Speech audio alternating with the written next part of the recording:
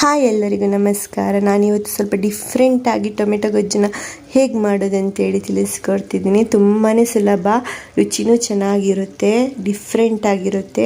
ಬನ್ನಿ ಫ್ರೆಂಡ್ಸ್, ಹೇಗೆ ಮಾಡೋದಂತೇಳಿ ನೋಡೋಣ.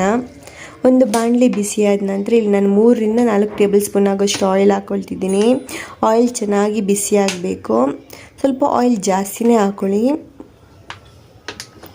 ಈಗ ಆಯಿಲ್ ಚೆನ್ನಾಗಿ ಬಿಸಿಯಾದ ನಂತರ ನಾನು ಇದಕ್ಕೆ ಅರ್ಧ ಸ್ಪೂನ್ ಆಗುವಷ್ಟು ಸಾಸಿವೆನ ಹಾಕ್ಕೊಳ್ತಿದ್ದೀನಿ.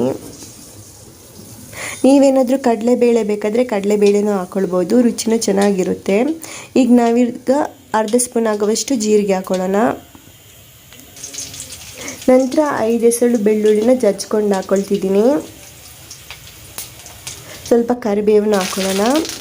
ಈಗ ನಾವು ಇದಕ್ಕೆ ಮೀಡಿಯಮ್ ಸೈಜ್ ಕ್ಯಾಪ್ಸಿಕಮ್ನ ಸಣ್ಣದಾಗಿ ಕಟ್ ಮಾಡ್ಕೊಂಡು ಹಾಕ್ಕೊಳ್ತಿದ್ದೀನಿ. ಕ್ಯಾಪ್ಸಿಕಮ್ ಹಾಕೋದ್ರಿಂದ ಟೇಸ್ಟು ಚೆನ್ನಾಗಿರುತ್ತೆ, ಸ್ವಲ್ಪ ಡಿಫ್ರೆಂಟಾಗಿಯೂ ಇರುತ್ತೆ. ಈಗ ಕ್ಯಾಪ್ಸಿಕಮ್ನ ಚೆನ್ನಾಗಿ ಆಯಿಲಲ್ಲಿ ಒಂದು 3 ನಿಮಿಷಗಳ ಕಾಲ ಫ್ರೈ ಮಾಡ್ಕೊಳ್ಬೇಕು. ನಾವು ಆಯಿಲಲ್ಲಿ ಫ್ರೈ ಮಾಡ್ಕೊಳ್ತೀವಲ್ಲ, ಆವಾಗ ಟೇಸ್ಟಿಗೂ ಚೆನ್ನಾಗಿ ಬರುತ್ತೆ. ಈಗ ನಾವು ಇದಕ್ಕೆ 2 ಮೀಡಿಯಮ್ ಸೈಜ್ ಈರುಳ್ಳಿನ ಸಣ್ಣದಾಗಿ ಸ್ಲೈಸ್ ಮಾಡ್ಕೊಂಡು ಹಾಕ್ಕೊಳ್ತಿದ್ದೀನಿ.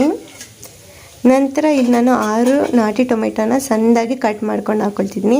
ಎಷ್ಟು ಸಣ್ಣದಾಗುತ್ತೋ ಅಷ್ಟು ಸಣ್ಣಗೆ ಕಟ್ ಮಾಡ್ಕೊಳ್ಳಿ. ಹಾಗೂ 2 ಹಸಿಮೆಣಸಿನ್ಕಾಯಿನ ಹಾಕ್ಕೊಳ್ತಿದ್ದೀನಿ. ನಿಮಗೇನಾದರೂ ಖಾರ ಜಾಸ್ತಿ ಬೇಕಂದರೆ ಜಾಸ್ತಿ ಹಾಕ್ಕೊಳ್ಳಿ. ಹಾಗೂ ರುಚಿಗೆ ತಕ್ಕಷ್ಟು ಉಪ್ಪು ಹಾಕ್ಕೊಂಡು ಚೆನ್ನಾಗಿ ಒಂದ್ಸಲ ಮಿಕ್ಸ್ ಮಾಡ್ಕೊಳ್ಳೋಣ. ಈಗ ನೋಡಿ, ಚೆನ್ನಾಗಿ ಮಿಕ್ಸ್ ಮಾಡ್ಕೊಂಡ ನಂತರ 10 ನಿಮಿಷಗಳ ಕಾಲ ಟೊಮೆಟೊನ ಚೆನ್ನಾಗಿ ಬೇಯಕ್ಕೆ ಬಿಡಬೇಕು. ಈಗ ನೋಡಿ, ಚೆನ್ನಾಗಿ ಬೆಂದಿದೆ ಟೊಮೆಟೊ, ನೀರನ್ನು ಬಿಟ್ಕೊಂಡಿದೆ. ಈಗ ನಾವು ಇದಕ್ಕೆ 1 ಟೇಬಲ್ ಸ್ಪೂನ್ ಆಗೋಷ್ಟು ಖಾರದ ಪುಡಿ ಹಾಕ್ಕೊಳ್ತಿದ್ದೀನಿ. ಹಾಗೂ ಅರ್ಧ ಸ್ಪೂನ್ ಆಗುವಷ್ಟು ಧನಿಯಾ ಪುಡಿ, ಹಾಗೂ ಅರ್ಧ ಸ್ಪೂನ್ ಆಗುವಷ್ಟು ಅರಶಿನ. ನಂತರ ಇದಕ್ಕೆ ನಾನು ಚಿಕನ್ ಮಸಾಲನ ಆ್ಯಡ್ ಮಾಡ್ಕೊಳ್ತಿದ್ದೀನಿ. ನಿಮಗೇನಾದರೂ ಚಿಕನ್ ಮಸಾಲ ಬೇಡ ಅಂದರೆ ಕಿಟ್ ಮಾಡ್ಕೊಳ್ಬೋದು. ಚಿಕನ್ ಮಸಾಲ ಹಾಕಿದ್ರಿಂದ ಸ್ವಲ್ಪ ಟೇಸ್ಟು ಚೆನ್ನಾಗಿರುತ್ತೆ, ಡಿಫ್ರೆಂಟಾಗಿಯೂ ಇರುತ್ತೆ. ಇದನ್ನೆಲ್ಲ ಹಾಕಿದ ನಂತರ ಒಂದ್ಸಲ ಮಿಕ್ಸ್ ಮಾಡ್ಕೊಳ್ಳೋಣ.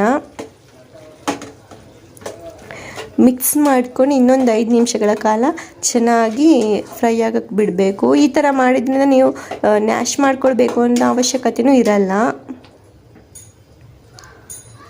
ಈಗ ನೋಡಿ, 5 ನಿಮಿಷಗಳ ಕಾಲ ಆಗಿದೆ.